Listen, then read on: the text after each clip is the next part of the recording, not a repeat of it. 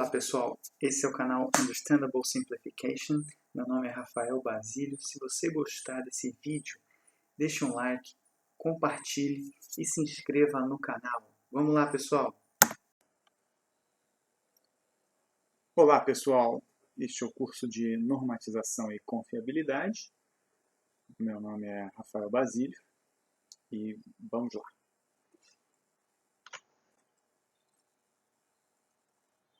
Comecemos então pelo capítulo 1, que é a introdução, contextualização acerca de tudo que a gente vai falar.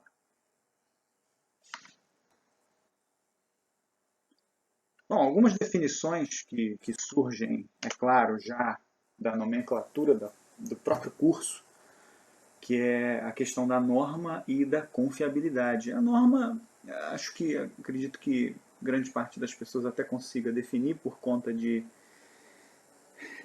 já ter se familiarizado pelo menos com alguma delas, seja até antes do próprio curso, no que se refere a ser um modelo, um conjunto de regras, padrões, práticas recomendadas, sugestões, para objetivando então a consecução de um objetivo determinado ou alguns objetivos. Essa é a norma.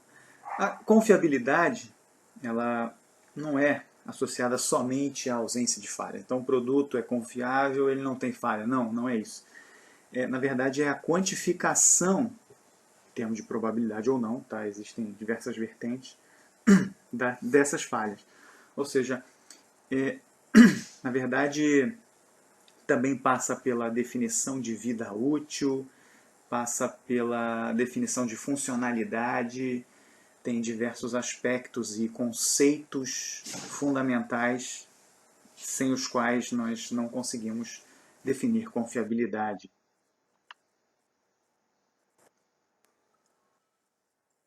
As aplicações destes conceitos são as mais diversas.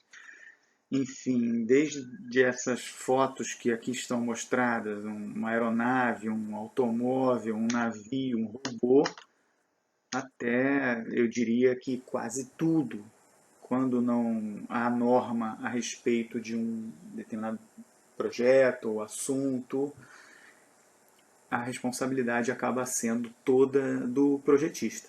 Então ele assume toda a responsabilidade. Quando o projetista se ampara, por exemplo, numa norma, então ele juridicamente está coberto, de modo que ele tem um amparo legal maior. Então, mas basicamente quase todos esses itens seguem alguma norma ou que sejam melhores práticas, procedimentos, alguma coisa a esse respeito. Todos esses itens têm em algum momento algum componente ou a própria montagem que diz respeito aí à utilização de alguma norma. E com relação à confiabilidade, esses itens, por exemplo, uma aeronave, nem se discute a questão de confiabilidade, visto que uma falha, ela, no mínimo, ou seja, na melhor das hipóteses, vai causar uma perda material, né, a aeronave, por exemplo, mas ela pode, essa falta de confiabilidade, por exemplo, pode culminar em perda de vidas também. Então, a gente tem que ter a quantificação da confiabilidade muito bem feita, de modo que haja, portanto, uma fundamentação para o seu produto. E por que isso é importante? Por que o que a gente vai abordar aqui nesse curso é relevante? Na verdade, nós podemos criar e propor alternativas quando não houver a cobertura por parte de alguma norma. Ou seja, quando não houver norma, a responsabilidade é toda de quem projeta. E nesse caso, ter visto, já ter trabalhado com aquilo que se vai fazer é interessante, ou seja, a experiência prévia. Se não houver, vale a pena indagar a quem já o fez. Seria uma boa prática. Então, quando faltam normas, precisam vigorar as boas práticas. A melhoria da confiabilidade de um sistema existente, isso é bom porque mexe com a vida útil, mexe com a capacidade de agregar valor ao produto e torná-lo mais aceitável pelo cliente. E aí também a satisfação do mesmo, né? Satisfação do cliente. Se não houver quem compre, não adianta fazer o melhor produto do mundo, se não houver demanda. Então, a melhor oferta não encontra a mínima demanda, não adianta muito. Reconhecer um sistema de gestão da qualidade, poder segui-lo, poder fazer interferências positivas no mesmo, de modo que saibamos propor rotinizações, melhorias, tudo isso pode ajudar nos resultados de uma instituição. Atentar para as normas que regem as diversas áreas, então, por vezes o cliente, por exemplo, exige que um produto siga determinada norma e por vezes ele sequer conhece que aquela norma existe. Então, a responsabilidade dessa verificação é toda do projetista, de modo que também a responsabilidade. Então, a leitura atenta, as observações bem feitas acerca das normas existentes é muito importante.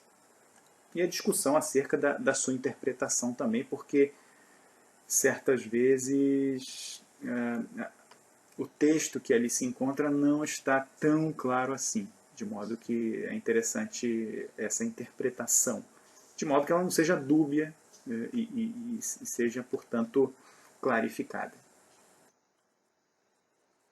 Melhorar o entendimento da ISO 9001-2015, que é a norma mais difundida no planeta Terra, em todas as instituições do mundo.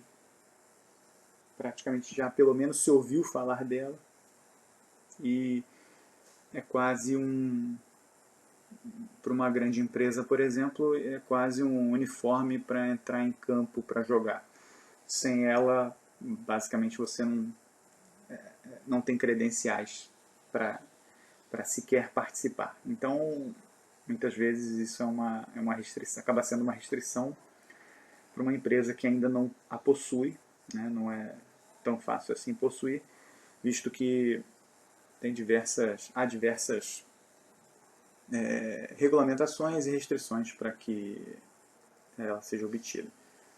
E, é claro, aumentar a velocidade de pesquisa por meio, né, dessa consulta bibliográfica de maneira mais rápida. Eficiente vai depender, mas de maneira mais rápida sim. Então isso é importante, ou seja, por que nós devemos aprender isto? A maior parte das instituições grandes e médias trabalham assim. Nas menores não é sempre assim, mas existem empresas menores também excelentes no que fazem. Então, apesar de não aplicarem talvez estes conhecimentos de maneira explícita, pelo menos de maneira tácita, elas aplicam. Deixo aqui inicialmente alguns itens para reflexão. Ou seja, o primeiro item é o seguinte: para você, o que é um produto ou serviço confiável?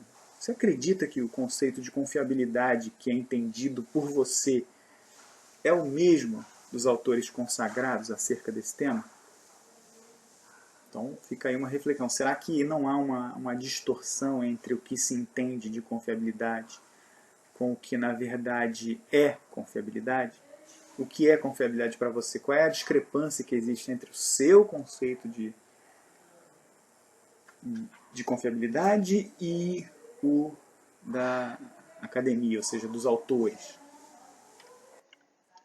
Outro item para reflexão é o seguinte: quando dizem que um produto seguiu um conjunto de normas para a sua obtenção, só esse fato já é necessário e suficiente para mostrar a confiabilidade associada a esse produto? Será que só de seguir as normas pertinentes, esse produto já pode ser considerado confiável? Outro item para refletir. Ao seguir determinado conjunto de normas no projeto de um determinado produto, como o custo se comporta? Por exemplo, quando comparado a um projeto que, por exemplo, não seguiu nenhuma norma. Como é que é o custo de um projeto que segue as normas e o custo de um outro projeto, similar pelo menos, que não segue nenhuma norma? Qual é a relação? Como pode ser comparado? Como a comparação pode ser realizada entre um produto igual ao outro, um seguiu a norma e o outro não? Então ficam aí esses itens para reflexão. Bom, me despeço por aqui. Até o próximo vídeo, se Deus quiser.